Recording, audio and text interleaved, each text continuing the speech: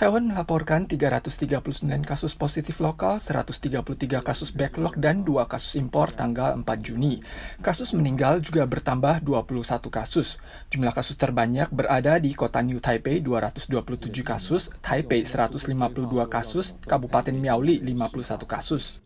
对调除苗相关的这些移工的一些相关的检查，然后进而把这个稳定的，进而展开全国移工的一个总检讨。 Kasus kontaminasi klaster di asrama PMA perusahaan King Yuan Electronics Miaoli, cabang Zhunan kian meluas.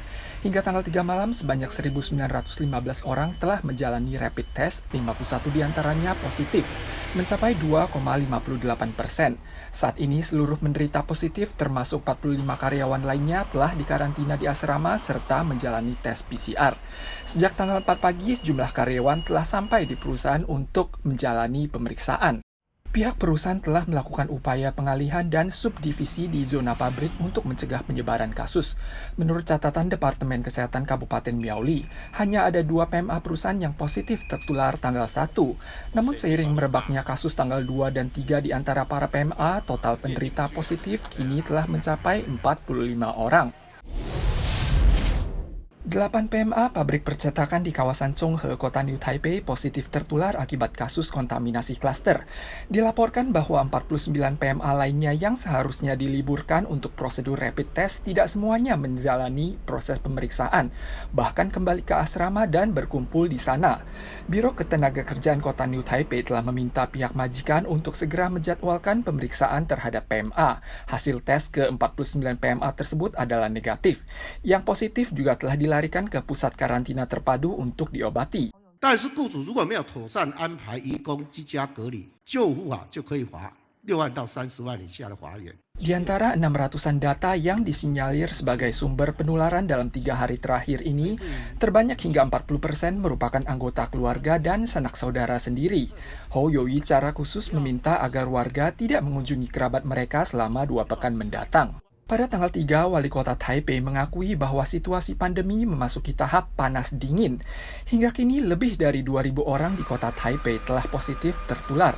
Di antaranya ada 1.221 kasus yang terjadi pada 456 keluarga atau mencapai 43%. Kendaraan patroli menyiarkan kebijakan pandemi dalam bahasa Indonesia.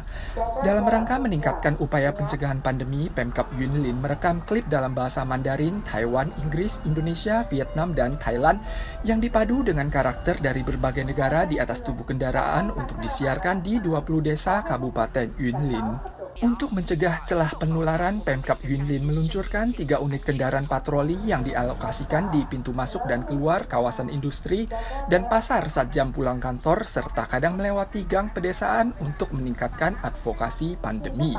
Jumlah PMA di Kabupaten Yunlin saat ini mencapai lebih dari 20.000 orang. Mayoritas panduan pencegahan pandemi di televisi dan radio saat ini hanya menggunakan bahasa Mandarin dan bahasa Taiwan. Namun jumlah PMA yang berada di pelosok desa Yunlin sangat banyak, sehingga panduan multibahasa perlu direkam secara khusus untuk mencegah celah penularan di antara para PMA. Bila PMA timbul gejala, mereka juga diimbau untuk segera mengunjungi stasiun pemeriksaan. Pemerintah Jepang tanggal 4 mengumumkan akan mendonasi 1,24 juta dosis vaksin AZ kepada Taiwan secara cuma-cuma. Paket ini akan dikirim tanggal 4 pagi dengan maskapai Japan Airlines dan akan tiba di Bandara Taoyuan sekitar pukul 2 sore. Jepang mengakui ini baru merupakan paket vaksin pertama, berikutnya masih ada banyak. Kantor berita Jepang juga menyampaikan keputusan pengiriman paket vaksin secara kilat dan tidak melalui COVAX dicapai saat Kepala Taipei Economic dan Representative Office in Japan, Frank Sieh, dan Duta Besar Amerika di Jepang, serta asisten pejabat mantan PM Shinzo Abe bertemu untuk jamuan makan malam tanggal 24 bulan lalu. Amerika, Jepang, dan Taiwan juga berniat menentang isu diplomasi vaksin oleh Tiongkok. Pada tanggal 3, Amerika mengumumkan rincian donasi vaksin, salah satunya adalah kepada Taiwan. Rencana distribusi vaksin yang diumumkan Amerika meliputi Taiwan, India, Malaysia, dan Vietnam. Rincian jumlahnya tidak diumumkan, namun akan segera didistribusikan.